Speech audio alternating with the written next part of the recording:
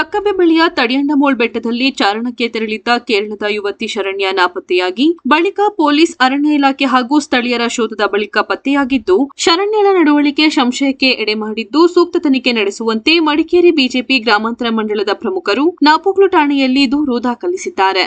ನಾಪೋಕ್ಲು ಠಾಣೆಯಲ್ಲಿ ಬಿಜೆಪಿ ಗ್ರಾಮಾಂತರ ಮಂಡಲದ ಪ್ರಧಾನ ಕಾರ್ಯದರ್ಶಿ ಪೊಕ್ಕುಳಂಡ್ರ ಧನೋಜ್ ರವರು ಠಾಣಾಧಿಕಾರಿ ರಾಘವೇಂದ್ರ ಅವರಿಗೆ ಪ್ರಕರಣದ ಬಗ್ಗೆ ಸೂಕ್ತ ತನಿಖೆ ನಡೆಸುವಂತೆ ದೂರು ನೀಡಿದ್ದಾರೆ. ದೂರು ನೀಡಿದ ಬಳಿಕ ಮಾಧ್ಯಮದೊಂದಿಗೆ ಮಾತನಾಡಿದ ಅವರು, ಕಳೆದ ಏಪ್ರಿಲ್ 2ರಂದು ತಡಿಯಂಡಮೋಳ್ ಬೆಟ್ಟಕ್ಕೆ ಚಾರಣಕ್ಕೆ ತೆರಳಿದ ಕೇರಳದ ಶರಣ್ಯ ಎಂಬ ಯುವತಿ ನಾಪತ್ತೆಯಾಗಿದ್ದಳು. 4ನೇ ದಿನ ಪತ್ತೆಯಾದ ಶರಣ್ಯಳ ನಡವಳಿಕೆಯಿಂದ ಸಂಶಯ ವ್ಯಕ್ತವಾಗಿದೆ. ಇದರಲ್ಲಿ ಕಾಣದ ಕೈಗಳ ಕೈವಾಡವಿದೆ ಎಂದು ಆರೋಪಿಸಿರುವ ಧನೋಜ್, ದಟ್ಟಾರಣ್ಯದಲ್ಲಿ ಆಹಾರವಿಲ್ಲದೆ ಯಾವುದೇ ಕಾರಣಕ್ಕೂ 4 ದಿನಗಳ ಕಾಲ ಇರಲು ಸಾಧ್ಯವಿಲ್ಲ. ಎಲ್ಲಾ ಭಾಗಗಳಲ್ಲೂ ನಕ್ಸಲ್ ಚಟುವಟಿಕೆ ಕಾರ್ಯ ನಡೆಯುತ್ತಿದ್ದು, ಈ ಪ್ರಕರಣ ಮತ್ತಷ್ಟು ಸಂಶಯಕ್ಕೆ ಎಡೆ ಮಾಡಿಕೊಟ್ಟಿದೆ. ಇದರಿಂದ ಪೊಲೀಸ್ ಇಲಾಖೆ ಸೂಕ್ತ ತನಿಖೆ ನಡೆಸಿ ಜನರಿಗೆ ಇದರ ಸತ್ಯಾಸತ್ಯತೆಯನ್ನು ತಿಳಿಸಬೇಕೆಂದು ಒತ್ತಾಯಿಸಿದರು. ನಾಪೋಕ್ಲು ಬಿಜೆಪಿ ಶಕ್ತಿ ಕೇಂದ್ರದ ಅಧ್ಯಕ್ಷ ಶಿವಚಾಳಿಯಂಡ ಅಂಬಿಕಾರ್ಯಪ್ಪ ಮಾತನಾಡಿ, ಶರಣ್ಯ ನಾಪತ್ತೆ ಪ್ರಕರಣ ಮೇಲ್ನೋಟಕ್ಕೆ ಪ್ರಚಾರಕ್ಕೋಸ್ಕರ ಮಾಡಿದ ರೀತಿಯಲ್ಲಿದೆ. ನಮ್ಮ ಜಿಲ್ಲೆಯ ಪ್ರವಾಸೋದ್ಯಮಕ್ಕೆ ಕೆಟ್ಟ ಹೆಸರು ತರಲು ನಾಟಕವಾಡಿರುವ ರೀತಿ ಕಾಣುತ್ತಿದೆ. ಅದಲ್ಲದೆ ಕಳೆದ 4 ದಿನಗಳಿಂದ ದಟ್ಟಾರಣ್ಯದಲ್ಲಿದ್ದ ಶರಣ್ಯಳಿಗೆ ಯಾವುದೇ ಆಯಾಸವಾಗದ ರೀತಿಯಲ್ಲಿ ಪತ್ತೆಯಾಗಿರುವುದರಲ್ಲಿ ಸಂಶಯ ವ್ಯಕ್ತವಾಗಿದೆ.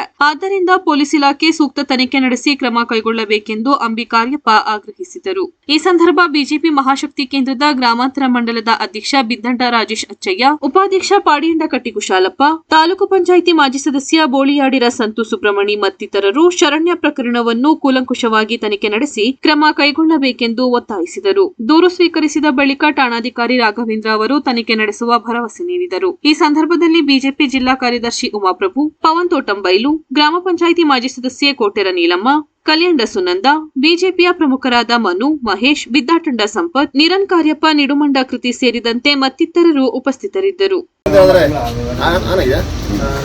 ನಾವಿಲ್ಲಿ ಇವತ್ತು ಏನು ಅಂತ ಹೇಳಿದ್ರೆ, ನಾವು ಭಾರತೀಯ ಕೊಡಗು ಜಿಲ್ಲಾ ಭಾರತೀಯ ಗ್ರಾಮಾಂತರ ಮಂಡಲ ಸೇರಿಕೊಂಡಿದೆ ಅಂತ ಹೇಳಿದ್ರೆ, ಮೊನ್ನೆ ದಿವಸ ಈ ತಡಿಯಂಡಮೋಳ್ ಶರಣ್ಯ ಎಂಬ ಯುವತಿ ನಾಪತ್ತೆಯಾದ ಸಂದರ್ಭದಲ್ಲಿ ಅವರ ಸತತವಾಗಿ 2-3 ದಿವಸ ಹುಡುಕಿದ ನಂತರ ದಿವಸದಲ್ಲಿ ಸಿಕ್ಕಿದ ಮೇರೆಗೆ ನಮಗೆ ಅನುಮಾನ ಕಾಡಿತ್ತು.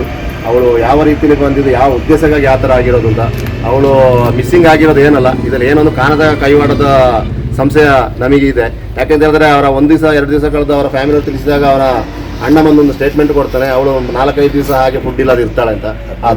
ಆ ದಟ್ಟ ಅರಣ್ಯದಲ್ಲಿ ಯಾರಿಗೂ ಕೂಡ ಅಲ್ಲಿ ಇರಲಿಕ್ಕೆ ಸಾಧ್ಯತೆ ಇಲ್ಲ. ಅದು ಅಂಥ ಅರಣ್ಯ ಪ್ರದೇಶ ನಮಗೆ ಗೊತ್ತಿದೆ. ನಾವು ಎಷ್ಟೋ ಬಾರಿ ಅಲ್ಲಿಗೆ ಹೋಗಿ ಬರ್ತಾ ಇರ್ತೀವಿ. ಆದ್ದರಿಂದ ನಮಗೆ ಇಲ್ಲಿ ಎಲ್ಲ ಮಾಹಿತಿಯನ್ನು ಕೂಡ ನಾವು ಠಾಣಾಧಿಕಾರಿಗಳಿಗೆ ನಾವು ಈ ಮುಂದೆ ನಾವು ಮಾತನಾಡಿದ್ವಿ. ಆದ್ದರಿಂದ ನಾವು ಅದನ್ನು ಈ ತನಿಖೆಯನ್ನು ಅಚ್ಚುಕಟ್ಟಾಗಿ ಇದು ನಿರ್ವಹಿಸಿ ನಮಗೆ ಏನು ಇದರ ಸತ್ಯಾಂಶ ಏನಿದೆ ಅದು ನಮಗೆ ತಿಳಿಸಬೇಕು. ಹಾಗೆಯೇ ನಮಗೆ ಇನ್ನೊಂದು ಕಾರಣದ ಏನಂತ ಹೇಳಿದ್ರೆ, ಎಲ್ಲ ಭಾಗದಲ್ಲಿ ಕೂಡ ನಕ್ಸಲ್ ಚಟುವಟಿಕೆಗಳು ಕಡಿಮೆ ಆಗಿದ್ದ ಸಂದರ್ಭದಲ್ಲಿ ನಮಗೆ ಅದು ಕೂಡ ಒಂದು ಸಂಶಯ ಬರ್ತಾ ಇದೆ. ಈ ವ್ಯಾಪ್ತಿಯಲ್ಲಿ ಎಲ್ಲರೂ ಇನ್ನೊಂದು ಇವರ ಕಾರ್ಯವೈಖರಿಯನ್ನು ಸ್ಟಾರ್ಟ್ ಮಾಡುವ ಅಂತ ಹೇಳುವಂಥ ಉದ್ದೇಶಕ್ಕೆ ಬಂದಿರ್ಬೋದಾ, ಅಥವಾ ಅವಳಿಗೆ ಯಾರಾದರೂ ಆ ಕಾಡಿನಲ್ಲಿ ನಕ್ಸಲೇಟ್ಗಳು ಸಂಪರ್ಕ ಆಗಿರ್ಬೋದಾ, ಬೇರೆ ಕಡೆಯಿಂದ ಬಂದವರು, ಈ ಥರ ನಮಗೆ ಇದೆ. ಇದರಲ್ಲಿ ಏನೋ ಒಂದು ನಮಗೆ ಸಂಶಯ, ನಿಗೂಢವಾದ ಸಂಶಯ ಎದ್ದು ಕಾಣಿಸ್ತಿದೆ. ಇಷ್ಟು ಹೇಳಿ ನಾವು ಏನು ನಾವು ಇದನ್ನು ತನಿಖೆ ಮಾಡಬೇಕು ಹೇಳಿ ನಮ್ಮ ನಾಪೋಕ್ಲುನ ಪೊಲೀಸ್ ಠಾಣಾ ಅಧಿಕಾರಿಗಳಿಗೆ ನಾವು ನಮ್ಮ ಮನವಿಯನ್ನು ಸಲ್ಲಿಸ್ತಾ ಇದ್ದೇವೆ.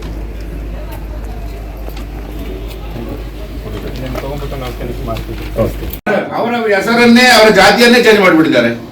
ಅವರೆಲ್ಲ ಅಡಿಯ ಜನಾಂಗದವರು. ಅವರು ಬೇಸರ ಪಡ್ತಾ ಇದ್ದಾರೆ, ನಮ್ಮ ಹೆಸರೇ ಇಲ್ಲ. ಇಲ್ಲ ಹೆಸರಿಲ್ಲ. ಅವ್ರನ್ನ ನಾನು ಹೇಳಿದ್ ಕೇಳಿ, ಯಾಕಂದ್ರೆ ಅವ್ರನ್ನ ಕಳಿಸಿರೋದು ನಾವು ನಮ್ಮ ನೇತೃತ್ವದಲ್ಲಿ ನಾವೇ ಕಳಿಸಿರೋದು. ಬಂದ ತಕ್ಷಣನೇ ಅವ್ರಿಗೆ ಅವ್ರ ಜೊತೆ ಮಾತಾಡಿಸಿ ಅವ್ರಿಗೆ ಜೊತೆನೆ ಪ್ರೆಸ್ ಮೀಟ್ ಮಾಡಿಸ್ಬೇಕು. ನಾನು ಬೇಕಾದ್ರೆ ಪ್ರಶ್ನೆ ನೋಡಿ ಅವ್ರನ್ನ ಕಳಿಸ್ಬಿಟ್ಟು ನಂದು ವಾಯ್ಸ್ ಕಳಿಸುತ್ತೆ ನೋಡಿ, ಬೇಕಾದ್ರೆ ನಂದು ವಾಯ್ಸ್ ಕಳಿಸುತ್ತೆ. ಅದ್ರ ನಾನಿಲ್ಲ, ಅದರಲ್ಲಿ ನಾನು ದೂರ ಇದ್ದೀನಿ.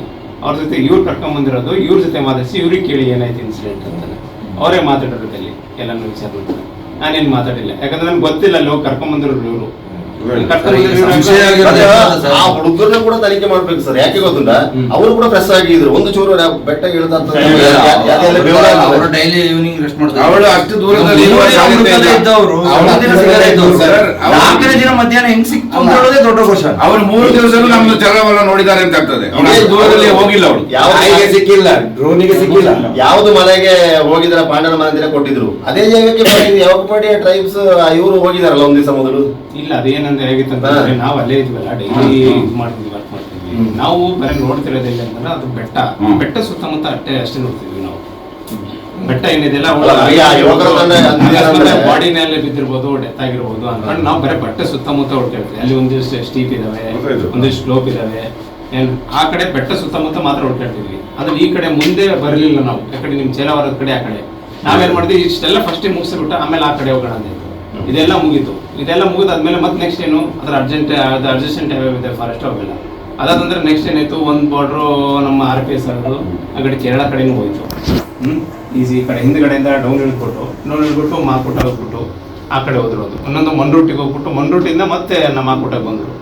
ಆ ಥರ ಮಾಡಿದ್ರು. ಈ ಕಡೆ ಏನಾಯ್ತು, ನಿನ್ನೆ ಈ ಕಡೆ ಕಳಿಸ್ಬಿಟ್ವಿ. ನಮ್ಮ ಚೇಲಾವರು ಈ ಕಡೆ ಎಲ್ಲ ಆ ಕಡೆ ನಿನ್ನೆ ಹೋಗಿರುತ್ತೆ. ನಿನ್ನೆ ಹೋದಾಗ ಆ ಕಡೆ ಸಿಗ್ತಿದೆ ಸರ್. ನಮ್ಗೆ ಇವಾಗ ಇಲ್ಲಿ ಏನಂದ್ರೆ ಈ ಘಟನೆ ಆಗಿರೋದು ಇವಾಗ ಎಲ್ಲ ಮಲೆಗಳು ಯಾಕಂದ್ರೆ ಬೆಟ್ಟ ಸೈಡ್ಲಿದ್ದ ಆನೆಗಳು ಅಲ್ಲಿಗೆ ಬಂದು ತಲುಪಿದ್ದಾವೆ ಇವಾಗ. ಸರ್ ಇದಕ್ಕೆ ನಮಗೆ ನೀವು ಇವಾಗಲೇ ಏನಾದರೂ ಪರಿಹಾರ ನಮ್ಮ ಮೇಲಾಧಿಕಾರಿಗಳ ಜೊತೆ ಮಾತಾಡಿ ಇದು ಇವಾಗ ನಾವು ಇವತ್ತು 10 ಜನ ಸೇರಿದ್ವಿ. ನೀವು ಇದ್ರ ಬಗ್ಗೆ ಏನು ತನಿಖೆ ಇದೆ, ನಾವು ಸೋಮವಾರ ಇನ್ನೊಂದು 1000 ಜನ ಸೇರಿಸ್ತೀವಿ. ನೀವು ಗೊತ್ತಿದೆಯಲ್ಲ, ಆದರೆ ದಯವಿಟ್ಟು ಇದು ಸ್ವಲ್ಪ ಸೀರಿಯಸ್ ಆಗಿ ಪ್ರಥಮವಾಗಿ ಇಲ್ಲಿ ಕೊಟ್ಟಿರೋದು ಇವಾಗ ಇನ್ನು ಜಾಸ್ತಿ ಜನ ಸೇರ್ಕೊಂಡು SB ಆಫೀಸ್ ಹತ್ರ ಹೋಗ್ತೀವಿ. ಬೇಡ ಅದಕ್ಕೆ ಸಾಹೇಬ್ ನೀವು ನಿಮ್ಗೂ ಗೊತ್ತಾಗಿದೆ ಪಾಪ 3 ದಿವಸದಿಂದ ನೀವೆಷ್ಟು ಟೈರ್ಡ್ ಇದ್ದೀರಾ, ನಿಮ್ಮೆಲ್ಲ ನೀವು ಮನೆ ಇಲ್ಲೇ ಇದ್ದು ನೀವು ಟೈರ್ಡ್ ಆಗ್ಬಿಟ್ಟಿದ್ರೆ ಅವ್ರು 3 ದಿವಸ ಕಾರಣ ಇದ್ರೆ ಅವರೇ ಟೈರ್ಡ್ ಆಗಿಲ್ಲ.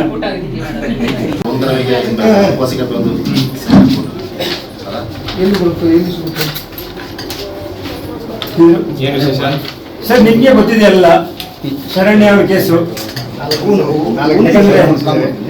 ನಮ್ಗಿಂತ ಚೆನ್ನಾಗಿ ನಿಮ್ಗೆ ಗೊತ್ತಿರ್ತದೆ ಏನಾಗಿದೆ ಅನ್ನೋದು. ಇದರಲ್ಲಿ ಒಂದು 100% ಯಾವುದೋ ಒಂದು ಕಾರಣದಾಗ ಇದೆ, ಒಂದು ಷಡ್ಯಂತ್ರ ಇದ್ದೇ ಇದೆ. ಯಾಕಂದ್ರೆ ಒಂದು ನಮ್ಮ ಕೊಡಗಿನ ಹೆಸರು ಬಂದಿರ್ತಾರೆ, ಯಾಕಂದ್ರೆ ನಮ್ಮ ಟೂರಿಸಂ ಇಲ್ಲ ಅವರೊಂದು ಪಬ್ಲಿಸಿಟಿಗೆ ಬಂದಿರ್ತಾರೆ. ಇದರಲ್ಲಿ ನಾವು ಯಾವುದೇ ರಾಜಕೀಯ ಮಾಡ್ತಾ ಇಲ್ಲ, ಆದರೆ ಕೊಡಗಿನ ಹೆಸರು ಹಾಳಾಗಿದೆ. ನಿಮ್ಮ ಡಿಪಾರ್ಟ್ಮೆಂಟ್ಗೂ ಗೊತ್ತಿದೆ ಅವರು ಇವಾಗ ನಮಗೆ ತೋಟ ಎಲ್ಲ ಇದೆ, ನಮಗೆ ಒಂದು ದಿವಸ ರಾತ್ರಿ ಕಳೆಗಾಗಿದ್ರು ಸರ್. ಒಂದು ಹಿಂಸಾಗಿ ಹೇಗೆ ಅವರು 3 ದಿವಸ ಇದ್ರು, ಬರಬೇಕಾದ್ರೆ ಒಂದು ಮೈಯಲ್ಲಿ ಒಂದಿಷ್ಟು ಹೊಳೆ ಇಲ್ಲ, ಒಂದು ಸುಸ್ತು ಅನ್ನೋದಿಲ್ಲ. ಇವಾಗ ನಾವು ಎಲ್ಲರೂ ತೋಟ, ನಮಗೆ ಎಲ್ಲರಿಗೂ ತೋಟ ಇದೆ, ನಮಗೆ ಒಂದು ರಾತ್ರಿ ಕಳೆಗಾಗೋದಿಲ್ಲ. ಅವ್ರು ಹೊರಗಿಂದ ಬಂದವರು ಟ್ರಕ್ಕಿಂಗ್ ಅಂತ ಹೇಳುವಂತ ಅಷ್ಟು 22, 23 ವರ್ಷ 33 ವರ್ಷದ ಹೆಂಚು ಯಾಕೆ ಅಷ್ಟು ಸುಲಭದಲ್ಲಿ ಬಹಳ ಫ್ರೆಶ್ ಆಗಿದ್ದಾರೆ, ನೋಡಕ್ಕೆ ಏನಾಗಿಲ್ಲ ಅನ್ನುವಂಥ ಸ್ಥಿತಿಯಲ್ಲಿದ್ದಾರೆ.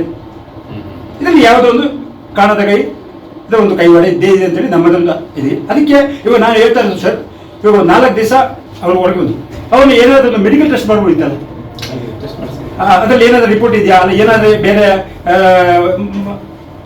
ಗಾಂಜನ ನಮಗೆ ಸ್ವಲ್ಪ ಡೌಟ್ ಇದೆ, ಅದನ್ನು ನಮಗೆ ಕ್ಲಿಯರ್ ಮಾಡಿಕೊಡ್ಬೇಕು. ಇದರಲ್ಲಿ ಯಾವುದೇ ರಾಜಕೀಯ ಪ್ರೇರಿತ ಅಲ್ಲ. ಒಂದು ನಮ್ಮ ಕೊಡಗಿಗೆ ಒಂದು ಕೆಟ್ಟ ಹೆಸರು ಬಂದಿದೆ, ಅದನ್ನು ನೀವು ನಿಮ್ಮ ಮುಖಾಂತರ ನಮಗೆ ಒಂದು ಒಳ್ಳೆಯ ಸಂದೇಶ ಕೊಡಬೇಕು ಅಂತ ನಮ್ಮೆಲ್ಲ ಕೋರಿಕೆ. ದಯವಿಟ್ಟು ಅಲ್ಲ, ಅವಳು ಯಾವ ಕಾರಣಕ್ಕೆ ಇಲ್ಲಿ ಬಂದಿದ್ದಾಳೆ ಅಂತಲೂ ಗೊತ್ತಿಲ್ಲ ನಮಗೆ. ಮೇ ಬಿ ಬೇರೆ ಒಂದು ರಾಂಗ್ ಥಿಂಗ್ ಆಗಿರ್ಬೋದು, ನಕ್ಸಲೈಟ್ ಅಂಥದ್ದು ಇಂಥದ್ದು ಅಂತ ಹೇಳ್ಬಿಟ್ಟು ಪ್ರಾಬ್ಲಮ್ಸ್ ಆಗ್ಬೋದು, ಅಂಥ ಸಾಧ್ಯತೆಗಳು ಇದೆ. ಸೊ ದಯವಿಟ್ಟು ಇಲಾಖೆ ಅದ್ರ ಬಗ್ಗೆ ಸ್ವಲ್ಪ ಒಂದು ಮುತುವರ್ಜಿ ಇಟ್ಟುಬಿಟ್ಟು ಒಂದು ಜನರಿಗೆ ಒಂದು ರಕ್ಷಣೆ ಕೊಡಬೇಕು ಅಂತ ಕೇಳ್ತೀನಿ. ಆಟ ಒಳಗಡೆ ಹೆಂಗಿದ್ದು ಆಯ್ತಾ, ಈ ಥರದೊಂದು ಡೌಟ್ ಇದೆ. ಮತ್ತೆ ಸಾರ್ವಜನಿಕವಾಗಿ ಒಂದು ಭಯದ ವಾತಾವರಣ ಇದೆ. ಅಂದ್ರೆ ಯಾರಾಗಿರ್ಬೋದು, ಯಾಕಾಗಿ ಬಂದಿರ್ಬೋದು ಇಲ್ಲಿ ಅಂತ ಹೇಳುವಂಥ ಒಂದು ಭಯ ಇದೆ. ಜೊತೆಗೆ ನೀವು ಕೋಮಿಂಗ್ ಮಾಡಬೇಕಾದ್ರೆ ಆನೆಗಳು, ಬೇರೆ ಬೇರೆ ಪ್ರಾಣಿಗಳು ಕಾಡು ಬಿಟ್ಬಿಟ್ಟು ಹಳ್ಳಿ ಸೈಡು ಮುಖ ಮಾಡಿದೆ. ಇಂಥದ್ದೆಲ್ಲ ಒಂದು ಈ ಚಲನವಲನ ನೋಡ್ಬೇಕಾದ್ರೆ ನಮ್ಗೆ ಏನೋ ಸ್ವಲ್ಪ ಡೌಟ್ಫುಲ್ ಆಗಿದೆ.